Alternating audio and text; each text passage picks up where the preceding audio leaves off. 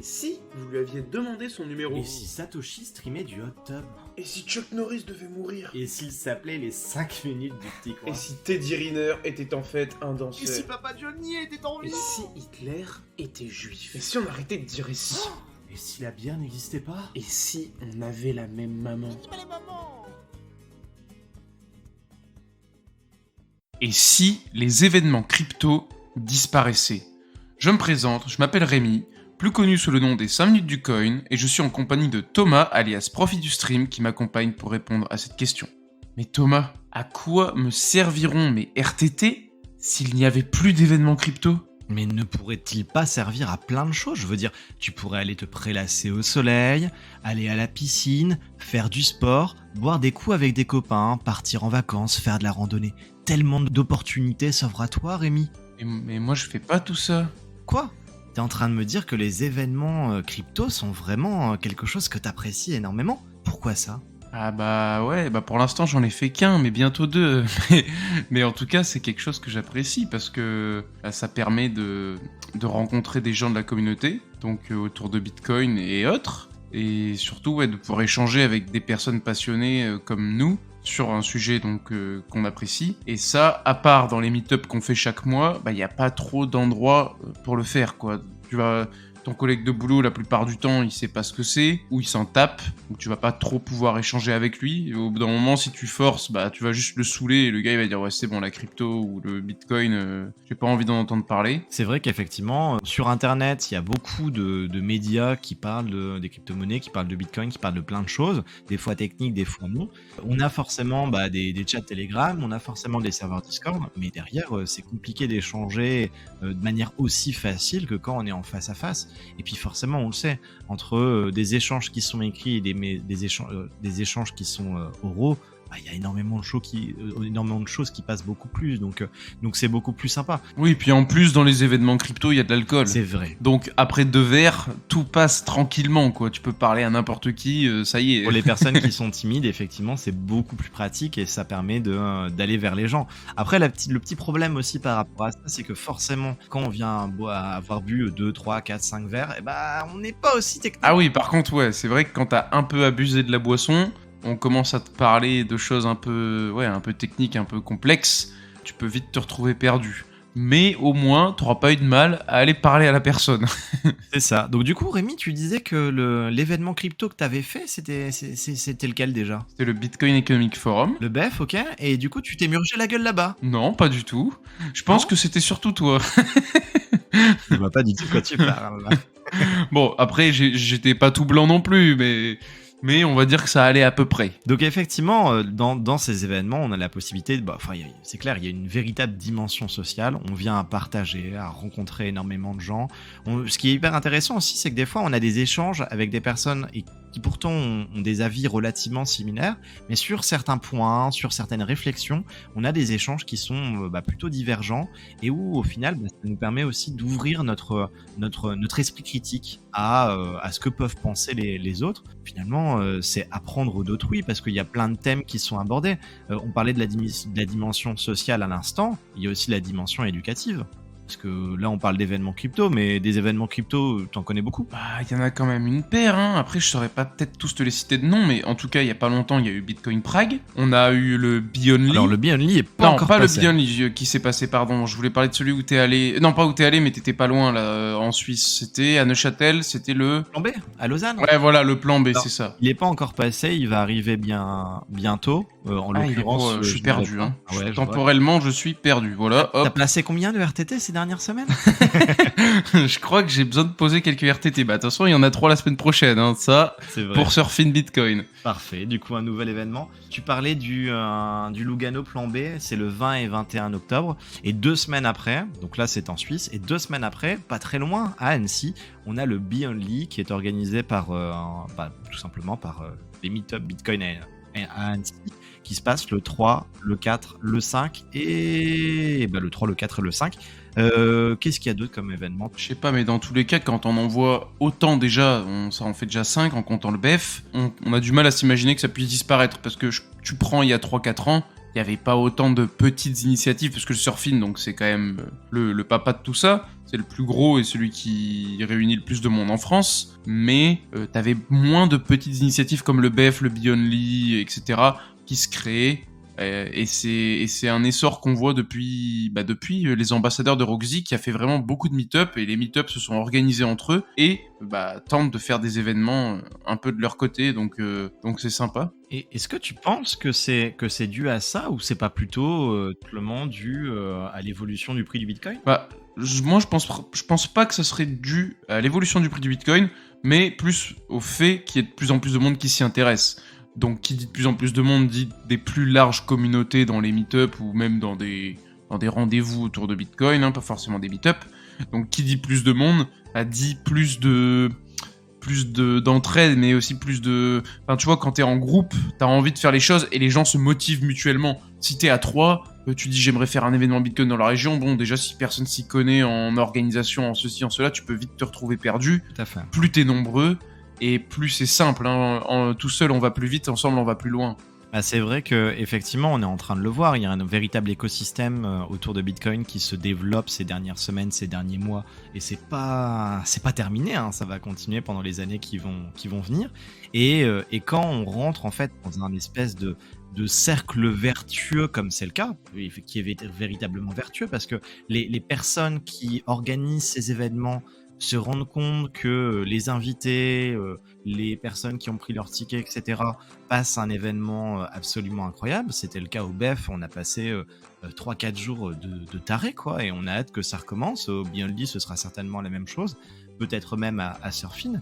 Et puis derrière, en fait, les gens leur rendent en leur montrant qu'ils ont apprécié, en leur disant également sur les réseaux sociaux, et puis on le verra certainement dans quelques mois lors du prochain BEF, mais en revenant de nouveau, en apportant quelque chose, et finalement on rentre dans une sorte de cercle vertueux qui fait qu'en fait l'écosystème petit à petit se développe de plus en plus, tu l'as dit, à la volonté d'aller plus loin, voire même de se professionnaliser. Chose qui m'a marqué lors du BEF l'année dernière, c'était que certaines personnes qui travaillaient dans des opéras ou qui faisaient du montage en son et lumière étaient présents pour pouvoir aider, parce que quand bien même ils aimaient Bitcoin, quand bien même ils aimaient du coup les thèmes qui étaient associés à ces événements, en fait ils voulaient apporter leur talent et leurs compétences directement pour que ça devienne de plus en plus entre guillemets professionnel. Ouais, c'est ça, et plus t'as de monde et plus t'as de profils différents avec des gens d'horizons différents qui ont fait des métiers comme un monteur son et lumière. Moi par exemple je suis chauffagiste.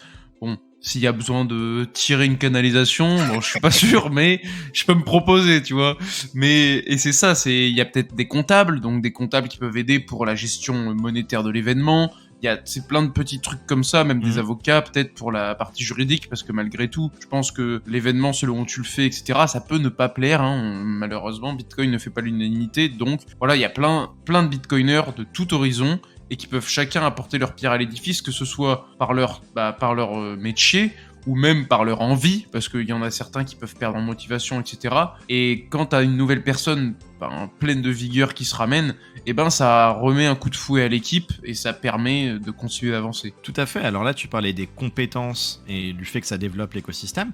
Il y a aussi la dimension éducative. Lorsqu'on va à des événements comme ça, on assiste à des conférences de personnes qui ont les compétences dans les domaines en question, qui sont qualifiées, des chercheurs, des experts. Je pense justement, tu parlais tout à l'heure du Lugano Plan B qui se déroule en octobre. Il y a Adam Back, c'est pas n'importe qui ce gars-là. Donc effectivement, quand on est face à des personnes qui savent exactement de quoi elles parlent, qui ont la technique sur le bout des doigts et qui vont pas te raconter un espèce de charabia qui finalement elles savent pas trop ce qu'ils veulent dire, en fait petit à petit on monte en compétence. Ah oui, c'est clair. Et en échangeant avec les gens, en fait finalement c'est un peu comme si le niveau général lui aussi montait en compétence. Oui, c'est l'avantage de ces événements, c'est t'apprends des choses, et pour le moment à chaque fois tous les événements arrivent à avoir des speakers pertinents. Donc que ce soit des personnes connues ou moins connues, mais en tout cas, c'est toujours, de ce que j'ai l'impression, des personnes qui ont quand même creusé le sujet Bitcoin et qui sont bien plus compétents que la plupart des auditeurs. Et donc, tu ressors forcément d'un événement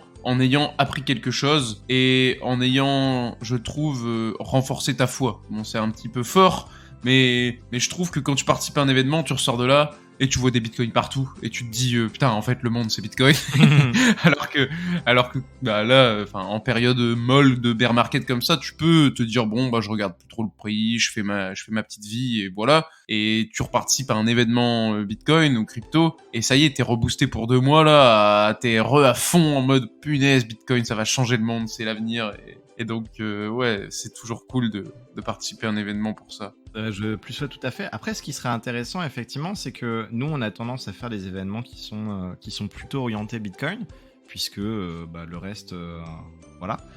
Parce que le reste, voilà. Magnifique. Ouais, je suis pas trop méchant non plus, tu vois. Mais ce serait intéressant aussi d'avoir des retours d'autres personnes. Je pense à, par exemple, Antoine, qui au sein de Bitcoin Lille, a fait d'autres événements shitcoin comme le THCC ou autre. Événement shitcoin. Oh, le tacle. Ça pourrait être intéressant à la limite aussi d'en discuter un moment avec des personnes qui font des événements beaucoup plus crypto que Bitcoin et de voir un petit peu quel est le retour, parce que finalement on avait fait pour Bitcoin Lille un podcast non c'était pas un podcast, c'était un space Twitter avec Crypto Chad il y a quelques semaines et lui allait à tous les événements possibles et inimaginables. Après oui, parce que lui, il est pas Bitcoin only et qui kiffe les événements. Après, dans tous les cas, si t'aimes la dimension sociale, alors oui, tu vas parler avec des shitcoiners dans ces événements-là, mais t'auras quand même des interactions avec des gens qui comprennent un minimum ce que tu racontes et ça reste toujours plaisant. Après, c'est sûr que voilà, si t'es à fond Bitcoin, t'as pas spécialement envie que quelqu'un te prêche la bonne parole d'Ethereum ou alors de trucs bien plus deep ou dark qu'Ethereum. Donc voilà. Je pense que quand t'es vraiment un bitcoiner pur et dur, t'as pas envie de te rendre dans ces événements-là parce que tu sais que tu vas te prendre la tête avec absolument tout le monde parce qu'ils vont tenter de te persuader que leur dernière trouvaille c'est la révolution et que quand t'es bitcoiner, pour toi c'est juste une perte de temps et de la dispersion, mais pour certaines personnes, ça doit rester des événements cool, hein, ça doit être des moments sympas parce que y a les speakers, t'apprends quand même des choses et tu rencontres des gens. Il y a des soirées, donc il y a de l'alcool, il y a à manger, enfin voilà, en général c'est qualitatif, donc tu passes un bon moment quoi qu'il arrive. Et puis tu as l'occasion d'échanger directement avec les speakers, puisque c'est pas des personnes qui sont non plus ultra prises. Ouais, c'est pas des divas, c'est pas des stars. Exactement. Tu peux aller leur parler en face à face. Alors bien sûr, les mecs les plus connus, ils vont quand même être un peu privatisés, enfin pas privatisés, mais voilà, les mecs vraiment chauds et très connus, tout le monde va vouloir leur parler, donc forcément ils auront peut-être pas le temps de parler avec tout le monde. Bon, nous on a eu l'exemple du BEF où il y avait Gouspillou et où c'était très simple d'aller lui parler, mais c'était un événement à 100 personnes. Donc c'est pas comparable avec un Surfin où t'es à 2, 3, 4 000, où là, un gars un peu connu, si t'as les 3000 personnes qui veulent parler avec lui, bon, il va être un peu sollicité le bonhomme. C'est clair, alors... Tu parles justement de Surfin et je trouve que c'est intéressant de faire le parallèle. C'est qu'au final, on parlait de la dimension éducative, du fait qu'on venait échanger avec beaucoup de monde, avec des chercheurs, des experts ou autres. Il y a aussi un point qui est vachement intéressant et dont on s'est rendu compte lors des événements, c'est que des fois, il y a aussi une émulation au niveau de certaines idées, au niveau de certains projets. Je suis ressorti du BEF avec une liste de choses sur lesquelles je voulais bosser, m'intéresser, etc., qui étaient incommensurables. Parce que forcément, on a des visions qui sont différentes, on a des discussions qui sont hyper pertinentes avec d'autres personnes, etc., etc.